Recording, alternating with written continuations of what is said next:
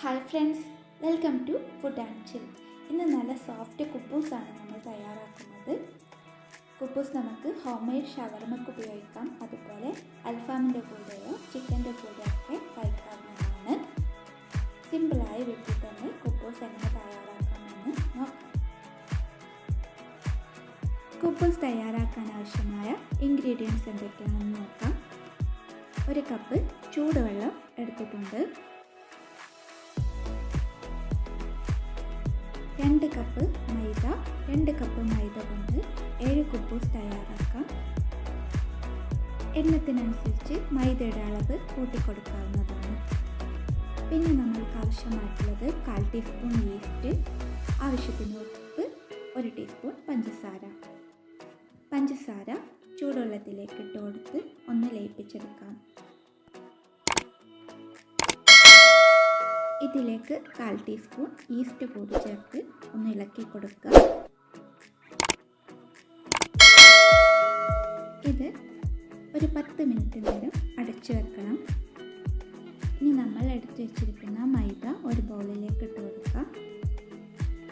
അതിലേക്ക് ആവശ്യത്തിന് ഉപ്പ് ചേർത്ത് കൊടുത്ത് ഒന്ന് മിക്സ് ചെയ്യുക. ഇതിലേക്ക് നമ്മൾ തയ്യാറാക്കിയ ചൂടുവെള്ളം ചേർത്ത് കൊടുക്കുക. ഒരുമിച്ച് ഒഴിക്കരുത്, ആവശ്യത്തിന് ചേർത്ത് ഇളക്കി കൊടുക്കുക.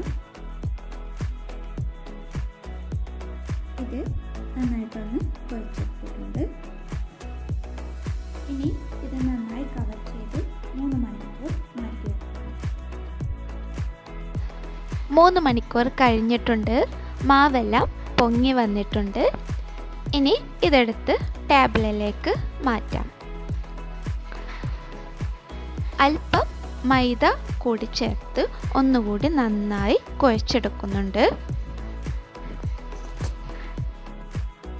ഇതൊന്ന് കട്ട് ചെയ്തെടുത്തിട്ടുണ്ട്. ഇവ ഓരോന്നായി ഉരുളകളാക്കി മാറ്റാം.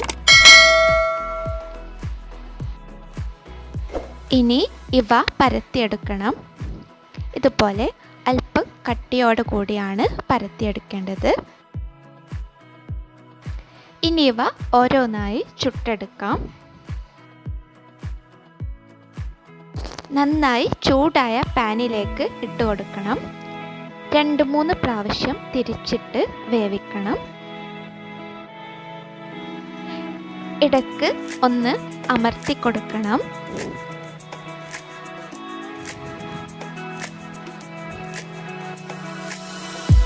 ഇതുപോലെ എല്ലാ കുബൂസും പരത്തി ചുട്ടെടുക്കാം.